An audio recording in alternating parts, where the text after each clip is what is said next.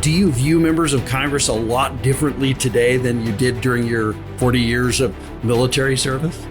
Yes, because in my senior years, I did countless testimonies before committees and subcommittees, and I was pretty underwhelmed by some of the committee and subcommittee hearings we had, because we would do all our prep work for, as a person testifying, and then these members of Congress would come in and start yelling at each other, and we were kind of like the potted plants there at the testimony table. And I said to my peers, there was 7 of us, the Guard and Reserve chiefs, if I was ever a member of Congress, I'd do things differently, never thinking I would be.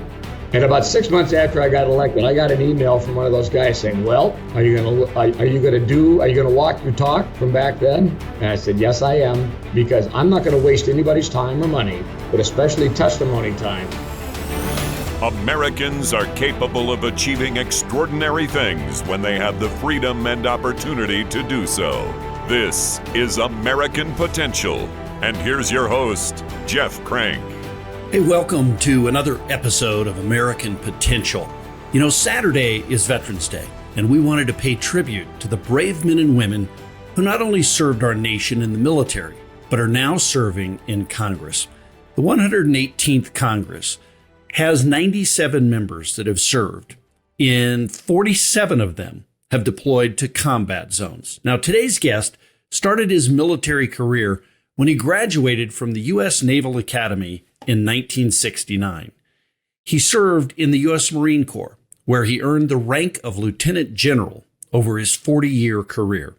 During his service, he received a number of commendations and honors that reflected his dedication and leadership on the battlefield.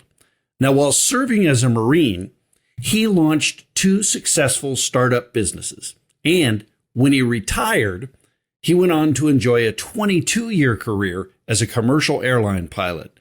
Yet, his sense of duty led him to run for political office. And in 2016, he was elected as the U.S. representative from Michigan's 1st Congressional District. As a congressman, he's focused on veterans affairs, national security, economic opportunities, as well as working to improve the lives of those he represents. He's a husband, father, and grandfather, and serves to make America a better place for his kids and grandkids. I want to welcome U.S. Congressman Jack Bergman to the show. Well, Congressman, thanks for being with us. My pleasure. So, first of all, why did you decide to join the Marine Corps, join and serve in the Marine Corps? Well, number one, my dad was got drafted into the Navy in World War II. Okay, so I grew up in a family in the 1950s and early 60s that believed in service, whether it be in uniform or whether it be, to your community, whatever it happens to be. But my first year of college was at the Coast Guard Academy, and I left there after a year, not because I didn't like military life. I really enjoyed that, but I just found I had no passion for the Coast Guard mission at the time. Just that's not who I was as a 19-year-old. So I'd already made a kind of an internal commitment to seek military service of some sort. And in October of '66, in my sophomore year of college, I ran into a Marine recruiter, and he had a good sales pitch. And so it was just God's way of saying, hey, he said, you can fly if you sign here. And so I signed there, and all the rest is history. But it was a commitment on my part, thanks to my parents, that serving our country, and it is our country, is a very honorable and fulfilling thing to do. Well, and what a great story, and what a great family of service. What's the biggest shock you had after you joined the Marine Corps? Well, the biggest shock, I guess, was that there were many of my buddies in literally in basic training, our officer candidate training, who were they didn't have a whole lot of life skills. So I mean, just being in a platoon in boot camp, or even after we graduated and we're second lieutenants, they were good guys, but they just had grown up in an environment, not a bad one, but just they didn't have life skills. They didn't know how to use tools.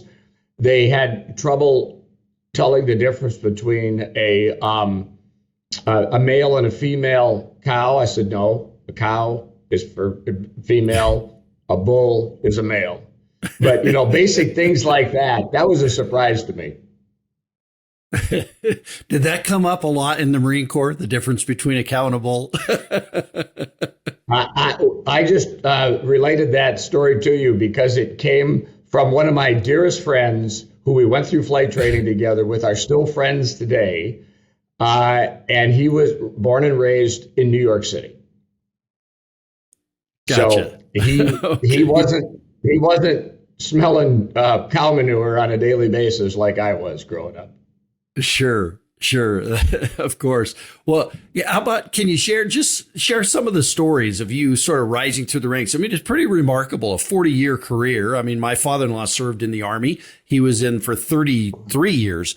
40 years is a very long career in the military. And I'd love to hear some of the stories of you rising through the ranks.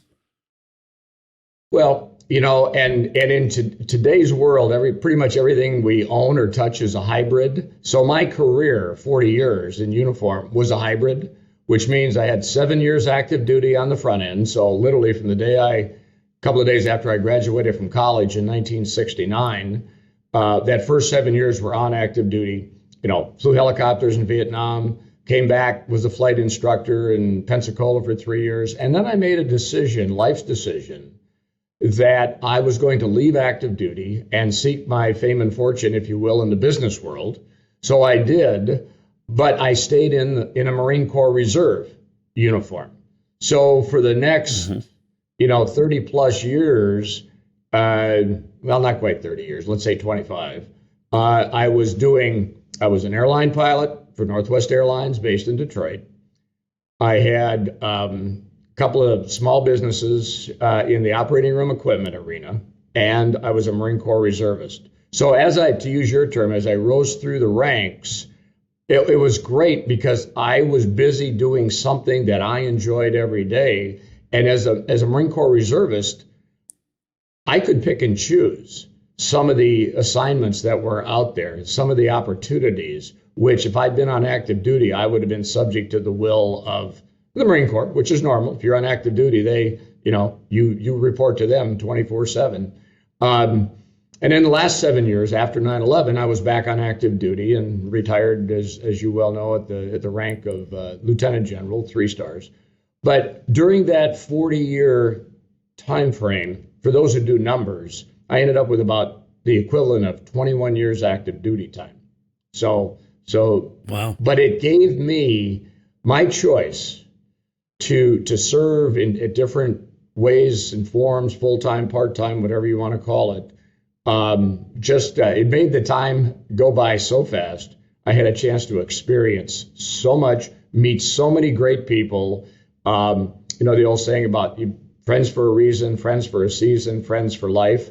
My closest set of friends for life are the guys and ladies that I served with in the Marine Corps, for that time. Mm-hmm. Yeah, of course. And the reserve component, you talked about being in the reserves. The reserve component, such an integral part of our military, very different, obviously, than being active duty. But talk about that a little bit, just the citizen soldier aspect of that. Well, the strength of our, the strength of our country has been in the in the 1700 terms, the militias. The state militias, which would now be called the National Guard in every state, because you've got the Army Guard, you've got the Air Guard, and then you have the reserve components. I could get real technical here on you, but I'm not going to. But the point is, every governor of every state has a National Guard under their authority. And then that's one separate authority, which is Michigan or Minnesota, whoever. That's the governor's responsibility. Those guard forces can be activated in emergency times. One example was when Hurricane Katrina, blew through New Orleans back in 2005. There was activation of Guard and Reserve to help with the devastation down there. Same after 9/11, there was activation of Guard and Reserve capabilities to go to Iraq, Afghanistan, wherever. At any given time, there are a significant number of Guardsmen and Reservists that are on active duty. Could be for a month, could be for a year. They could be assigned to Washington, D.C. They could be somewhere at some embassy, and right now they probably could be somewhere in the Middle East. But the beauty of the Guard and Reserve and the active component of every service is better at understanding, especially in the last couple of decades, how important to have a strong Guard and Reserve is when they're trained and ready to go, because it would be impossible for the active component military to maintain a level of readiness that you could actually put a sustainable cost on it to do. So the value, the bang for the buck, as we would say, is to have a strong Guard and Reserve to augment and reinforce the active component in times of national need. Right. Well, in your service over those years, you saw really the world change. What was it like seeing the Marine Corps and the world transition from the Cold War to peace, through the Gulf War, through 9/11? What would you say is the differences in the service and your service through those times? Yeah, and I think I would say that not only transition through the Cold War, because when I left active duty in 1975, we, the United States military, mainly the Army and the Marine Corps at that point, was just transitioning from Vietnam. And in the early 70s, I'll just speak about the Marine Corps because that's why I was part of. The other services, had their own challenges. Their drugs were an issue. Race riots were an issue if you study your history. So as we transitioned out of Vietnam and pulled everybody, all of our troops out of there, the services each had to do their own transition to, what did we call it? Peace with honor. In January of '73, I think that was what Henry Kissinger said when hostilities in Vietnam ended. Okay, so then now we're focused on the Cold War. Reagan comes in, and he basically says, we are going to, this is peace through strength. And his goal was to show, in those days, the Russians that America was not somebody to be messed with. Because if you mess with us or our allies, we're coming after you. So those are the Reagan years. And of course, in the Reagan years, we had a couple of little operations down in Panama. And then we had, Desert Shield, Desert Storm in, early 90s. The good news for Desert Shield, Desert Storm was, as you talk about the transition, the Reserve and Guard was not used in Vietnam because after World War II, the Reserve and Guard had been gutted for resources, equipment, training, everything, you name it. And they weren't ready. The Guard and Reserve was not ready to fight in Vietnam because we, the Department of Defense, and whoever, was dealing with the military at the time had made the Guard and Reserve a bill payer for the active component.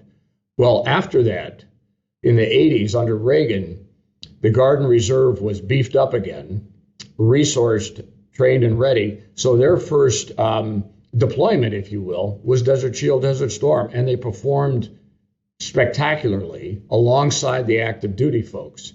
So that was the beginning of the Guard and Reserve of the future. Of course, when 9/11 happened, we had the activation of units going forward from all services because we did not know where the next attack was going to come from.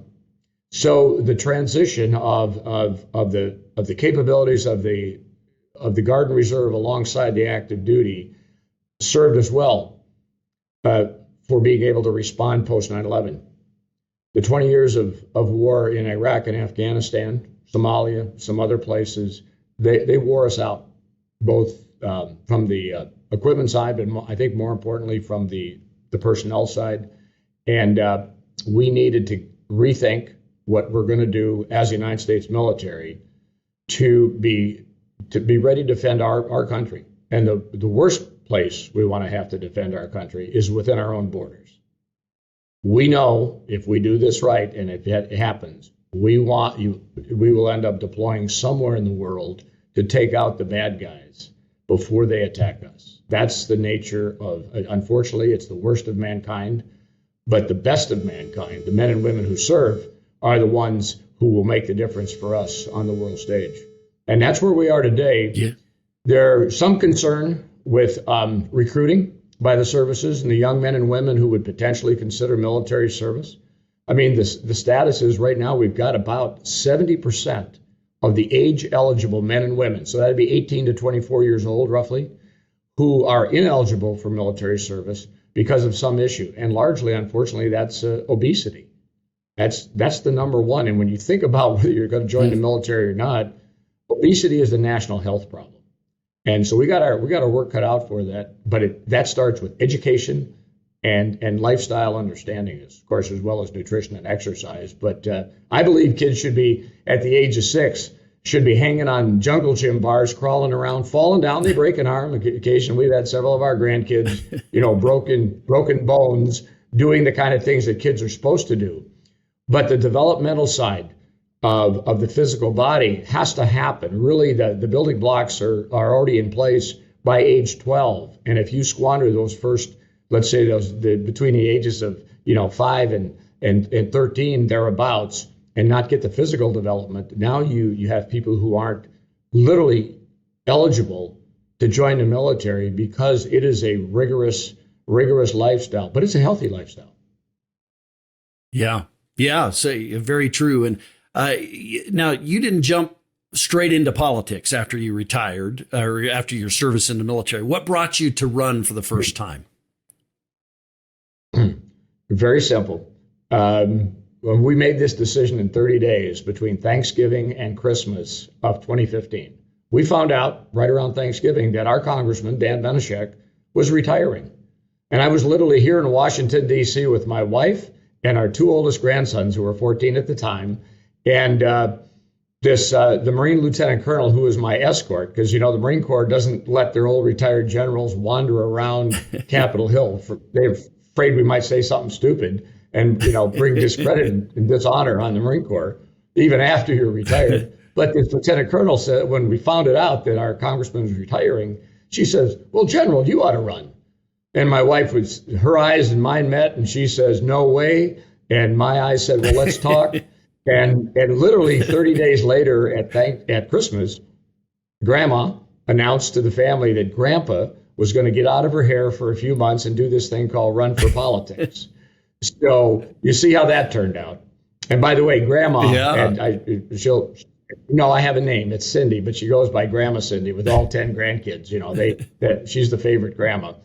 But the commitment to serve, once I got here, and once I found out how to run a political campaign to get elected, first of all, but I've been told I have a servant's heart. That goes all the way back to what we talked about at the beginning here.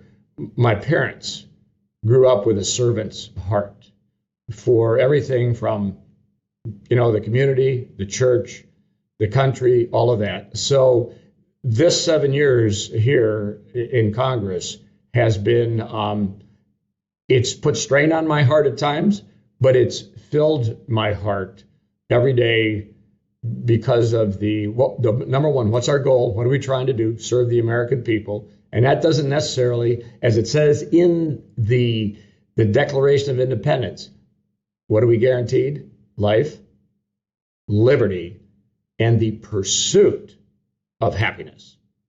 Not everybody's happiness, but you get to pursue it. There's no guarantee of it.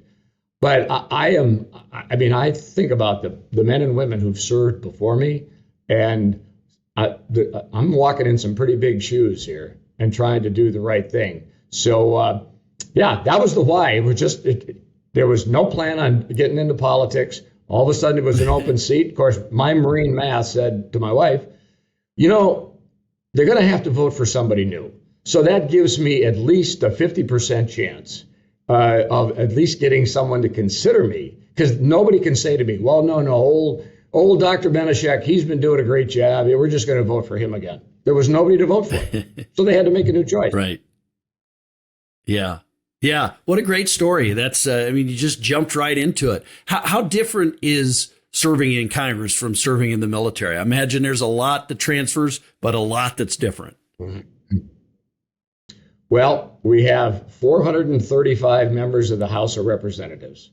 They all won an election to get here, so they're duly elected. That doesn't mean they come with all the skill sets, required to operate. Some of them, they're good folks. They're all good folks. Some of them have never run any kind of a business, whether it be just even a family financial plan. We got some interesting backgrounds here. But we're required by our constitutional duties to represent our districts and to do what we can, thinking about how we might view things in Michigan compared to how people might view things in Mississippi or Colorado or New York, all the differences that bring those differences together in such a way that we are doing the right thing for our constituents and the entire country of the United States of America. And it's a challenge every day because we have different viewpoints. As I mentioned, my dear friend who grew up in the Bronx in New York and his lack of understanding of what farm life was about. Think about this year, we're trying to do a farm bill to make sure that we maintain our reputation of being able to not only feed our people, but to feed a greater part of the world who is not as blessed as us to have the geography for growing things that we do. So I in a previous life, I worked as a staff member for a member of Congress who served on the Armed Services Committee. I did their military work for him.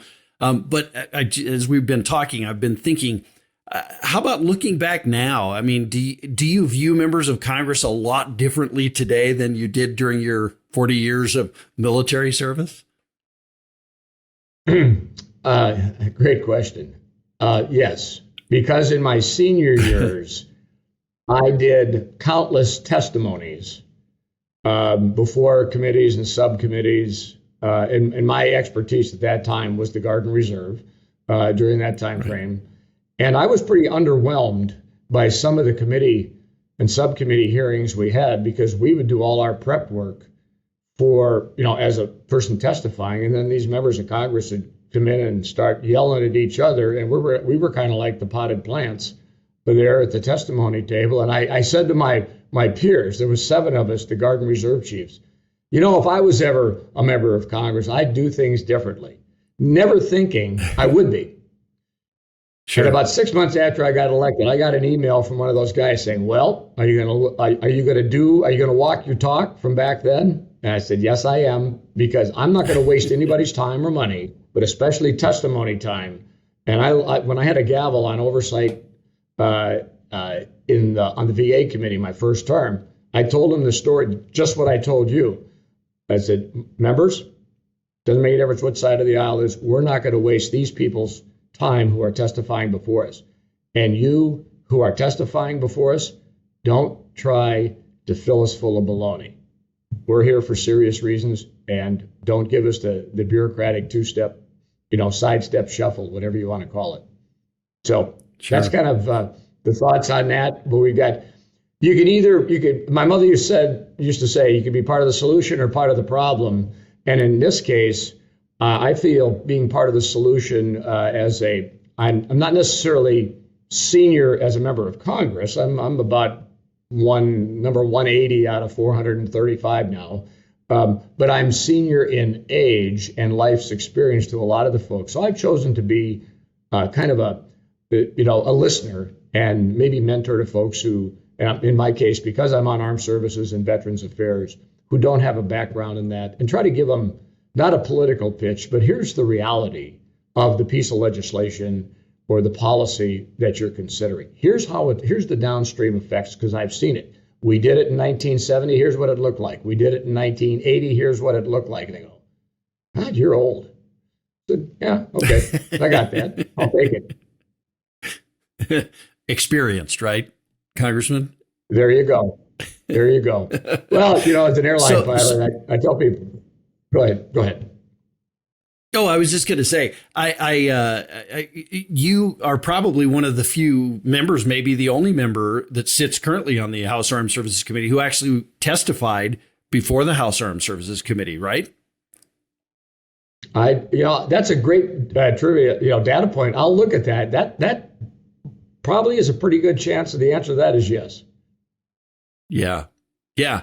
What do you see as the biggest barriers? I mean, you serve on the Armed Services Committee, you've served on the Veterans Committee, Veterans Affairs Committee. What do you see as the biggest barriers right now facing our military? You talked about some of the issues of retention and things like that, but what are some of the biggest concerns? Well, the biggest concerns are we have a very low number of members of Congress who actually have military experience. So that makes the discussion harder. We have generations now, multiple generations who they're the internet age, and they're the TikTok age, and all of this. But to really have folks understand the value of some level of military service. If 100 young men and women join the military today, roughly only 10 of them would stay longer than 4 to 6 years. That's the nature of the United States military.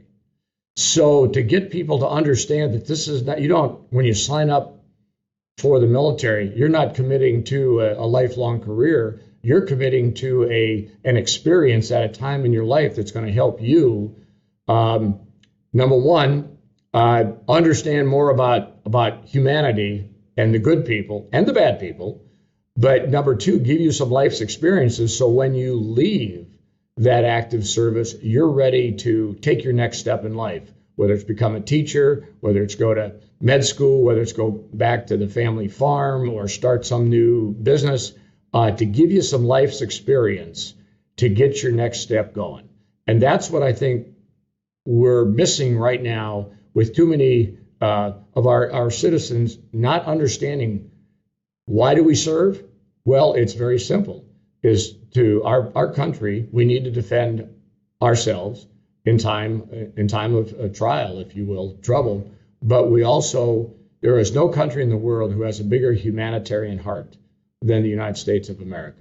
No country. And that's just who we are, and that's what it is. And by the way, I guess I'm getting called to go vote here, so I think we got about a minute or two to wrap up. Okay, sure. Well, I would just wrap up. Final comment would just be about veterans. We've, obviously you serve on the Veterans Committee. What do you see as one of the biggest concerns there with serving veterans, making sure they get proper health care? And this cuts across, I think, all parts of government. Is that one of the things I knew coming here, because I kind of lived it in the Department of Defense days. The Washington, D.C. bureaucracies are too big. They are too much making policy mainly that really, in the veterans case, doesn't reflect good policy for outcomes for the veterans. So our number one goal here, and this is not Democrat or Republican, is to reduce the unnecessary overreach and influence, and therefore then the cost of bureaucracies, because we got a lot of buildings here that are unoccupied right now, but those that are occupied, we still can trim down and take the workforce going forward in the future. Great. Congressman, thank you. I know you've got to run and vote. I really appreciate you joining us and your time today. Well, thank you. And, the Marine Corps birthday is November the 10th, and Veterans Day is the 11th, and time to celebrate our veterans on the 11th.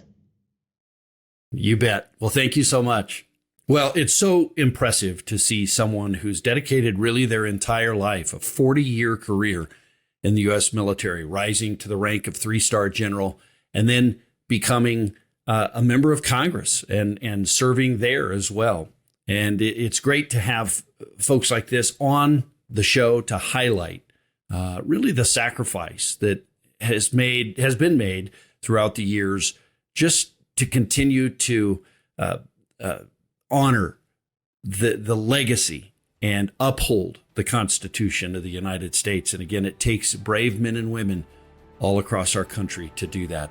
Thanks for listening. I hope that you too will join in the fight for liberty and freedom. Liberty and freedom, they're easily taken for granted. Don't take liberty and freedom for granted. Go out there, defend freedom, defend liberty. And thanks for joining us. Thank you for listening to American Potential. You may listen to more stories from Americans working every day to expand freedom and opportunity in their communities by visiting AmericanPotential.com.